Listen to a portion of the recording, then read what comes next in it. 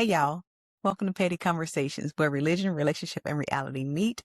I am your host, Angela Petty, and I wanted to come and talk to you today a little bit about something that's been on my mind for quite a while. Lately, I've been thinking about emotional maturity and how that affects the relationships that we have with ourselves and with others. And I think this is an important subject for us to discuss, not just for ourselves, but again, for our relationships. And when I'm talking about relationships, I'm not just talking about with your significant other.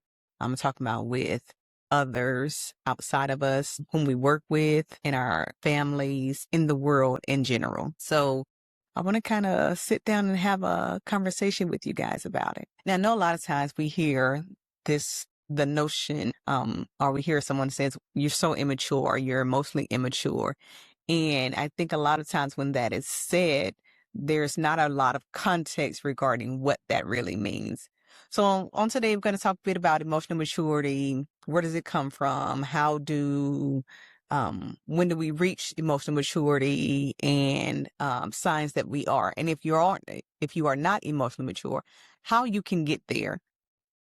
So one of the first things I think is important for us to really break down and lay the foundation for is describing emotional maturity. So emotional maturity is when someone knows who they are, when they are able to feel all of their emotions and they can react in appropriate ways to their feelings. But it also encompasses this idea and ability to be able to recognize and empathize with others' emotions. And no, emotional maturity does not just come with age alone. Yes, we can mature with age, but that doesn't mean our emotional maturity ages with that. And this is one of the most challenging things to do if you don't know yourself. And that's the basis for it, right? Because we can't become emotionally mature without really taking a step back, getting to know who we are. And this is important. John Bowlby talks about attachment theory, and I'm placing this out here because that's important, because how we interact with our first caregivers determines our attachment to others outside of them. So if I had caregivers who were very loving, who were attentive to what my needs were, who were always there for me, who made me feel loved and supported, then I tend to develop a secure attachment. And within that secure attachment, there's probably the ability for me to express my emotions when I'm happy, when I'm sad, to not feel like I have to hide part of who I am just to show up inside this family system. And if I have the opposite of that, let's say I have parents or caregivers who were inconsistent in their behaviors. I didn't know how they would be from one day to the other. If I didn't know, or if I had to do certain things to gain their love, then I may have developed an anxious attachment or insecure attachment. And if you want to learn more about that, you can look up Bowlby, Bowlb attachment theory, and that can give you a lot of more understanding about what attachments are and what your attachment style may be like. But back to the subject. So our attachment with our caregivers, our initial caregivers, really does impact how we mature emotionally. Psychologist Erickson talks about there are 8 stages of development that every human experiences. And I think this is important because when we think about emotional maturity, research shows that emotional maturity starts around ages 10 through 12. And according to Erickson, we're in 2 different stages around that time. The first stage is industry versus inferiority. That's during our school ages. And one of the outcomes of this stage is for there to be competence developed. And during this stage, this is where children usually kind of develop a sense of pride in themselves and their abilities. And Erickson kind of makes it known that inability to successfully meet the virtue in this stage will negatively affect our ability to move towards the next stage. And it will have negative effect on us in later stages of our lives. And the other stage here is identity versus role confusion. And this is kind of during the teenage years, right? Where the virtue here is fidelity, kind of the being able to commit to accepting others, even when their ideological differences are not the same as ours. And during this stage, this is where teens usually kind of experience their own identity and a sense of self. So when we're looking at how childhood affects our emotional maturity, there's a lot going on during this stage. And if we're not able to move through these stages with success, can you see how this will negatively affect how you mature emotionally? And I think even with this, I know I'm saying that, we may, it starts around age 10. So if it starts at age 10, when do we reach it? Well, there is some research that says that men actually reach emotional maturity around the age of 43, and women usually reach emotional maturity around the age of 32. I'm going to go off on a little tangent here, if you don't mind. So for all the PDFs out there who are saying that girls aged 10 to 12 are more mature than their counterparts, or even more mature than women, you're a liar. No 10 or 12-year-old is emotionally mature. They're just entering that stage of even developing emotional maturity. Okay? I'm going to get off my horse. We'll discuss that in another conversation. So adults don't fully reach maturity, emotional maturity, for men 43 and women 32. So what does this mean, and why is this important?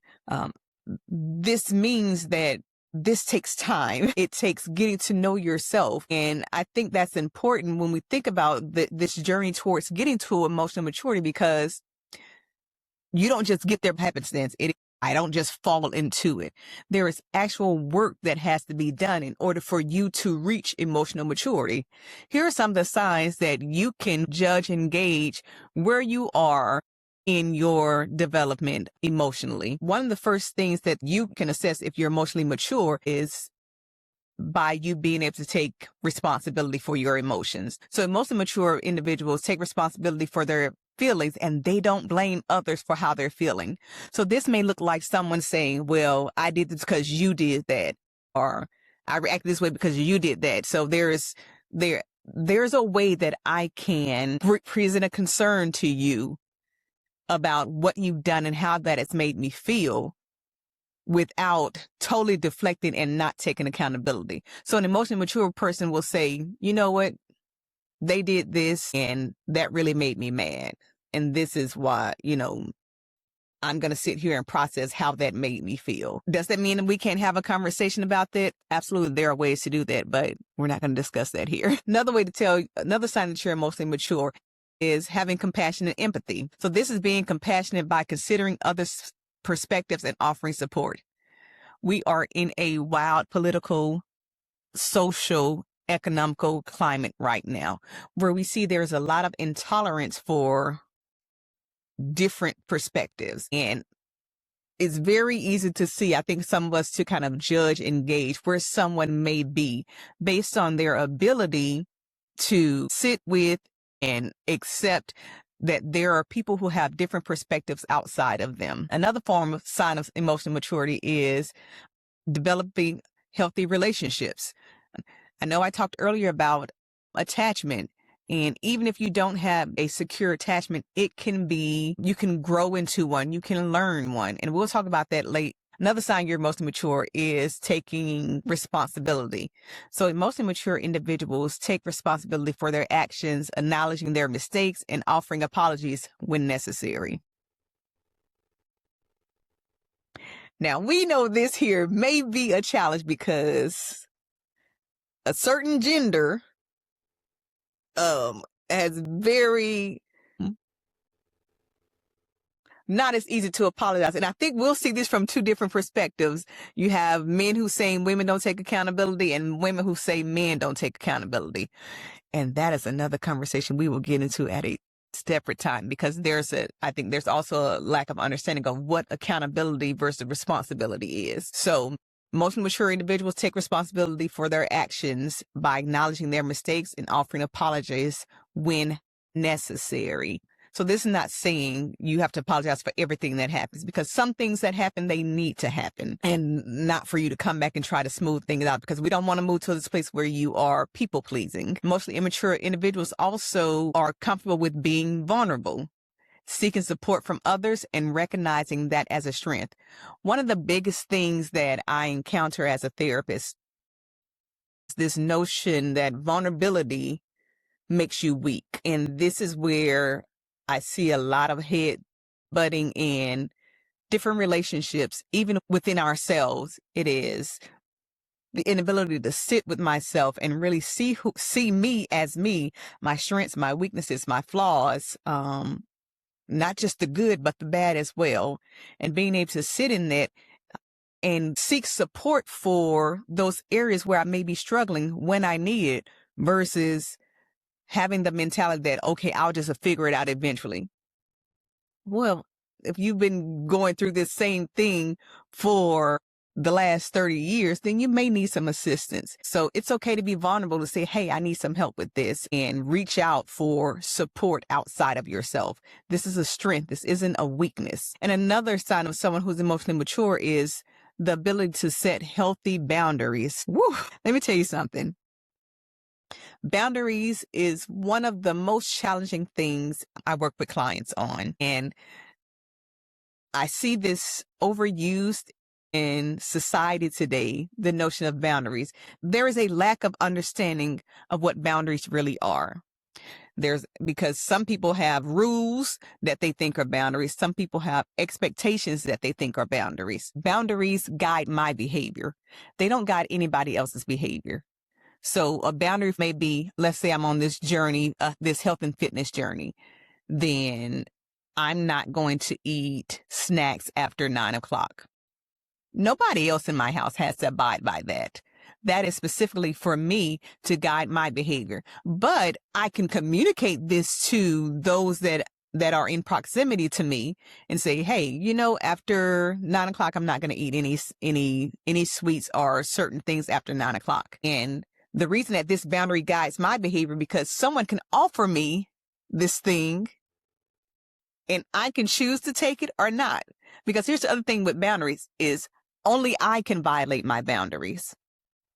Somebody can push against them and say, here, Angie, you can have here's a cookie. I mean, you got to try it. You ain't going to never try this again. They can push against it. They don't have to respect it. It is me who has to respect it because it is guiding my behavior. That's just an example of boundaries. So healthy, mature people understand the importance of setting healthy boundaries to meet their own emotional needs. So when we're talking about boundaries to meet emotional needs, this is me saying what I can or cannot do for someone, right? So let's say I have people who want to call and talk to me at 5 o'clock in the morning or 10 o'clock at night. A healthy boundary would be me saying, hey, I don't answer phone calls after 9 o'clock or before 5 o'clock. And again, this is me because remember, boundaries protect the health of relationships. So me setting this boundary is going to protect our relationship, because if I answer the phone before 5 o'clock, then I may have some resentment towards you. If you're calling me, you're waking me up and we're not talking about anything. So now I'm looking at the phone every time you call crazy, like they don't even want anything. They're just going to be wasting my time. And so setting a healthy boundary would be me communicating, hey, this is my boundary. I'm not accepting phone calls after 9 o'clock or before 5 o'clock. Again, they don't have to abide by it, right? But I'm giving this because this is helping to guide my behavior inside this relationship, because me answering it before or after that time does something to me and how I see and how I think about our relationship. The signs that you are emotionally mature are taking emotional responsibility, having compassion and empathy, building healthy relationships, being vulnerable, and setting healthy boundaries. Now, if you are not someone who is emotionally mature, you can get there. All is not lost. So in order to become a more emotionally mature person, one of the first things that you have to do is take responsibility for your own feelings. And don't blame others for how you feel. One of the things that I teach in therapy is being able to communicate I feel statements. So it may look something like, hey, when this happened, I felt ... So I'm able to bring the focus back to me because I'm focusing on me and my feelings and my emotions during whatever this encounter was. So I'm not putting it back on you. I may explain what happened and what I felt in that moment. It puts the focus back on me and not on people outside of me. And with this, one tool that I think is very helpful, I often give to just about every client that I encounter, and we're working on kind of building an emotional vocabulary, is a feelings wheel. If you're interested in this, I can send you a copy of one, or you can find this on the internet everywhere. So an emotion wheel, because what that does is helps us to identify our emotions in the moment, because a lot of people are able to identify, the big emotions: anger, sadness, happiness, fear, surprise, those things. But if you look at that like an onion, once you peel the onion back, there's something underneath their anger. There's something underneath that happiness. So a lot of times we're just focused on those primary emotions and not looking at, okay, well, what's underneath this? Because it's not just I'm angry, because anger could be I'm humiliated. I could be embarrassed. I could feel injustice. And Dan Siegel has this notion that when we name it, we can tame it. And I'm a big proponent of ensuring that we can name our emotions, because once we can name what we're feeling and what we're experiencing, we're able to not just control it, but we're able to better recognize when it shows up and give ourselves tools and resources to better manage them or walk through them. Okay. So another way to become emotionally mature is by building and demonstrating compassion and empathy. And that looks like us considering perspectives and offering support. So considering different perspectives outside of ourselves. Again, if you go back to what I talked about earlier with Eric's stage of development, part of that is competence, right? Being able to, especially during our teen years of development, it is being able to see and recognize other perspectives outside of our own. And that is where how we develop compassion and how we develop empathy. It is being able to see outside of myself. It is being able to have different views and perspectives outside of my own family system. This is why oftentimes you'll find in families where children grow up, they have certain values that align with the family as they're in the house. And then once they become adults or move out, it's like, well, that's not how they grew up. Well, that may be fine that they didn't, but they also kind of matured and were able to see what kind of things worked for them and what didn't. And so they were able to take in your perspective, take in others' perspectives, and choose what works for them at this moment in their lives. So being compassionate towards others and offering support. So building healthy relationships is another way that we become emotionally mature. And again, this is about a lot of this goes with you doing the work on yourself, really sitting down, being reflective, really doing a heart check, a mind check, and a spirit check. If you are of faith, one of the things could be ask God to show you and reveal to you, the hidden things of your heart, because a lot of times we have things that are hidden or things that we pushed away that are negatively affecting our ability to build healthy relationships with others. And when we look at attachment, a lot of us have different things that we've experienced in our families of origin that either hinder or make it harder for us to have and maintain secure relationships with others. And if you're not able to recognize and do the work, then you'll continue to run into some of the same issues that you've been encountering year after year after year. Another way to become emotionally mature is to meet your own emotional needs. Again, this is where I think it's important for us to stop outsourcing what we need from others.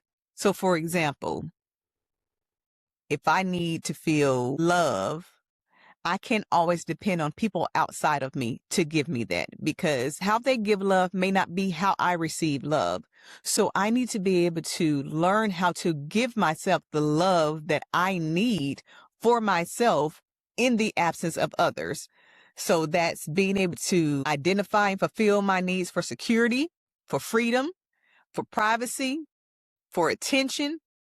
This also comes with kind of being able to develop self-worth, my self-confidence. And this all goes, I don't know if you guys are able to see this, like this all falls back to our attachment early on, right? It is how those early interactions do significantly affect where you are and how you mature emotionally. The other thing is learning your emotions. I talked about that earlier, right? Is being able to identify what my emotion is, what I'm feeling, and being okay with that. Because I know we hear a lot of time that, well, men don't have or experience a lot of emotion. That's just, I'm just going to say, it's just a straight up lie. Men and women experience the same emotions. Whether you're able to name and identify them, something different. Whether you're able to recognize it, something different. Whether you give space within yourself to experience them is something different. So learning your emotions, naming it, expressing it, sitting with it, and being okay with the awareness that you are a human. And because you're human, you're entitled to experience the full range of emotions. There's no limit on what you as a male or female, what emotions you're supposed to experience. No, that you're supposed to experience all of them. So I want you to give yourself permission to go on this journey of self-awareness and maturing emotionally so that you can become the best version of yourself. Is it going to be work? Absolutely. Can you do it by yourself? You can. But I will say that there are going to be some aspects, some parts of that journey where you're going to need help. You're going to need assistance. So I encourage you to find a mentor. Find someone that you really trust, who you recognize is already at a place of emotional maturity that you would like to be, and kind of lean into them for guidance, for support. You also have therapists, counselors out there who can help you walk through doing that work as well. So where you are now, if you find that you're not as emotionally mature that as you would like to be, you don't have to stay there. You can get the help that you need. There are resources out there. There are books. There are counselors and therapists. If it's something that you seek and that you desire, you can achieve it. So go out and get it. Again, my name is Angela Petty. I hope that you have enjoyed today's conversation. Leave your thoughts, any questions, and your concerns down below. And I hope to see you next time. Bye.